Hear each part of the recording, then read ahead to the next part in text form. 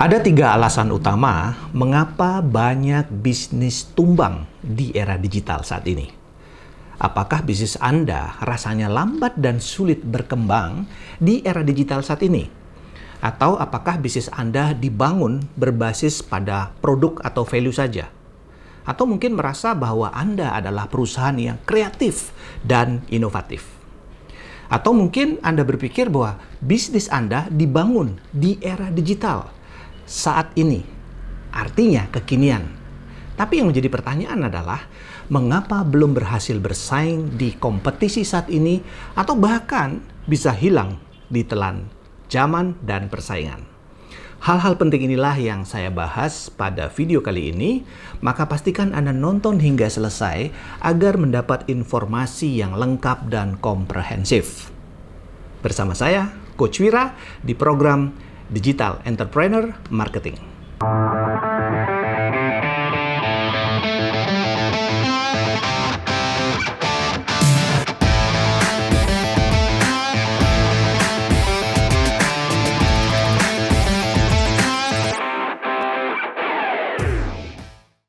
Kajian pada video ini bersumber pada buku Oxford Handbook of Creativity, Innovation, and Entrepreneurship. Dan saya akan membuat 3 bagian dari video ini menjadi part 1, part 2, dan part 3. Setiap kali saya memberi seminar atau training di negeri ini dari Sabang sampai Merauke di lebih dari 600 perusahaan sejak tahun 2008 hingga saat ini, saya selalu menyampaikan ke perusahaan atau organisasi bahwa ekonomi berubah, bisnis berubah, kompetisi berubah, dan yang terpenting adalah perilaku konsumen juga berubah. Jadi jika tidak sadar akan hal ini, siap-siaplah bisnis Anda akan musnah dan hilang ditelan globalisasi dan digitalisasi oleh kompetitor-kompetitor Anda. Meskipun demikian, Anda nggak perlu takut dengan kompetitor Anda, karena the real business is when the competitors come. Takutlah jika organisasi, bisnis, dan tim Anda tidak berubah mengikuti perkembangan saat ini. Bahkan Anda harus takut jika selalu merasa memiliki kemampuan dan kekuatan.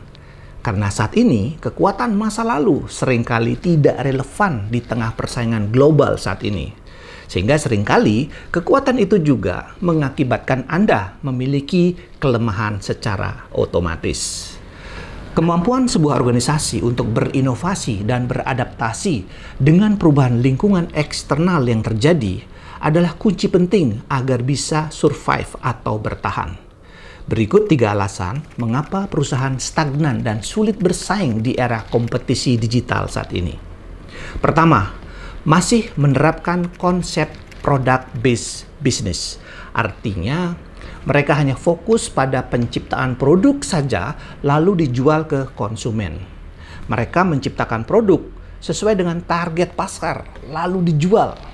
Intinya, mereka hanya fokus pada menjual produk ke konsumen saja atau one direction. Yang kedua, identitas organisasi atau organizational identity itu penting diperhatikan. Artinya, perusahaan saat ini mulai tidak jelas melihat perubahan yang harus dilakukan. Mengapa demikian?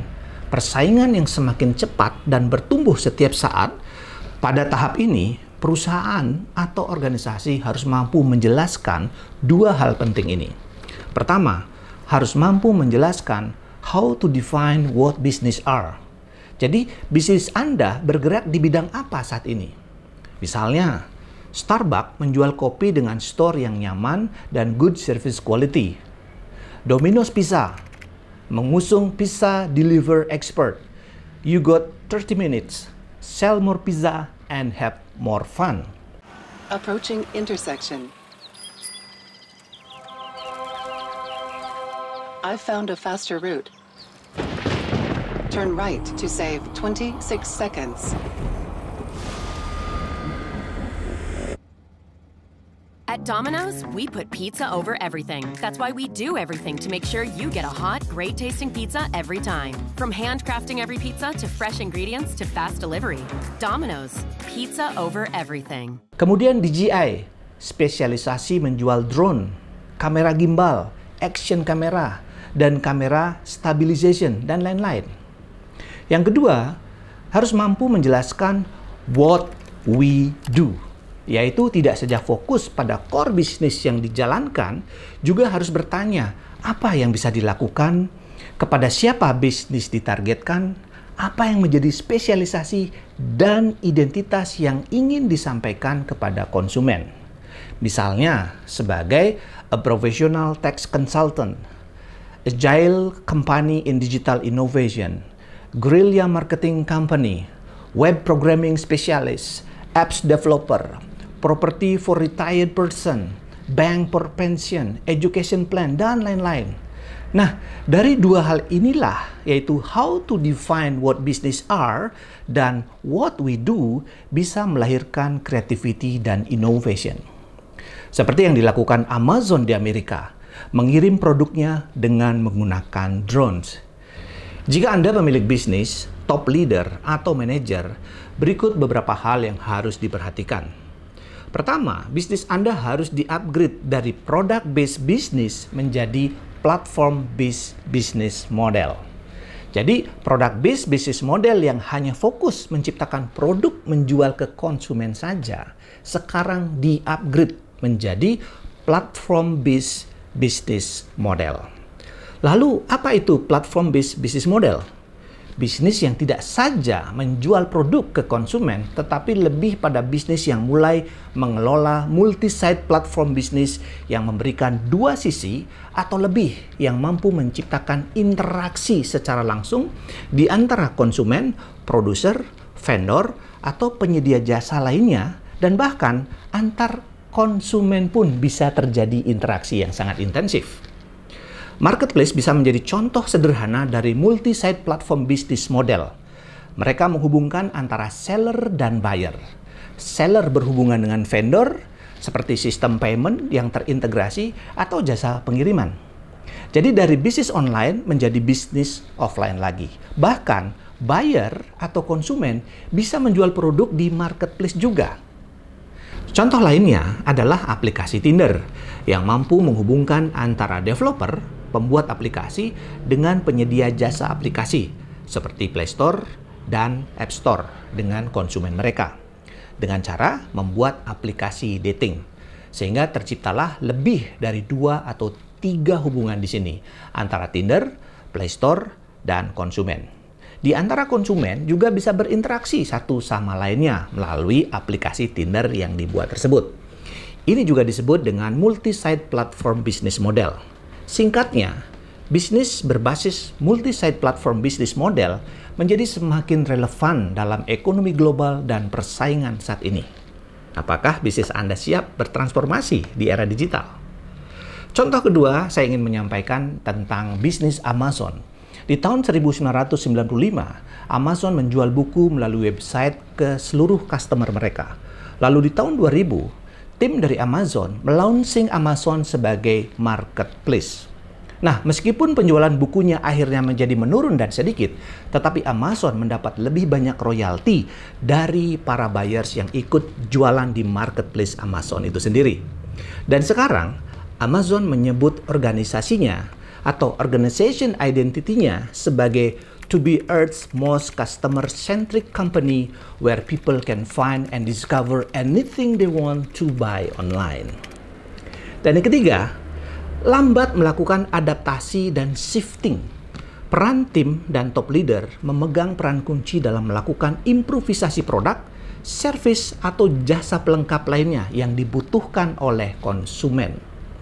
Menurut jurnal The Impact of Team Goal Orientation in the Vasi Front End of the Innovation Process, apakah perusahaan lebih fokus melakukan learning goal orientation atau performance goal orientation, sehingga mampu menciptakan shifting yang lebih cepat?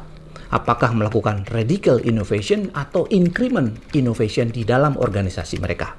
Jadi kesimpulan kita pada video kali ini adalah, pertama, tidak semua bisnis mampu berubah secara cepat dari product-based business menjadi platform-based business atau multi-site platform business model. Yang kedua, identitas organisasi perlu dikembangkan. Jika organisasi fokus pada menciptakan produk kepada konsumen saja, Maka ketika konsumen pindah ke produk yang lain, ke brand yang lain, atau ke perusahaan yang lain, maka bisnis Anda akan mengalami kesulitan dalam menemukan customer baru. Karena existing customer Anda pindah ke lainnya.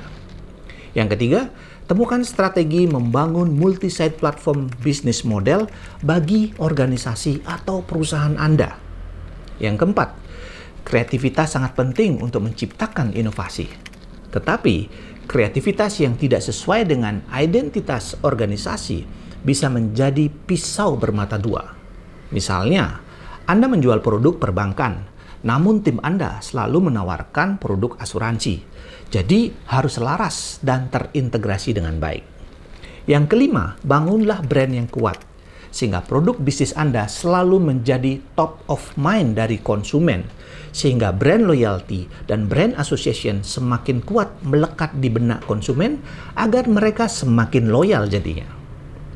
Nah, pada video bagian kedua, saya akan membahas hubungan from providing the best product to developing the best network of complementors. Jadi pastikan Anda subscribe channel ini agar langsung dan dapat notifikasi saat video berikutnya saya upload. Dan jika Anda memiliki pertanyaan atau ingin dibahas topik yang Anda inginkan, silakan tulis pada kolom komentar. Salam Digital Entrepreneur Marketing bersama saya, Coach Wira. Jangan bilang-bilang.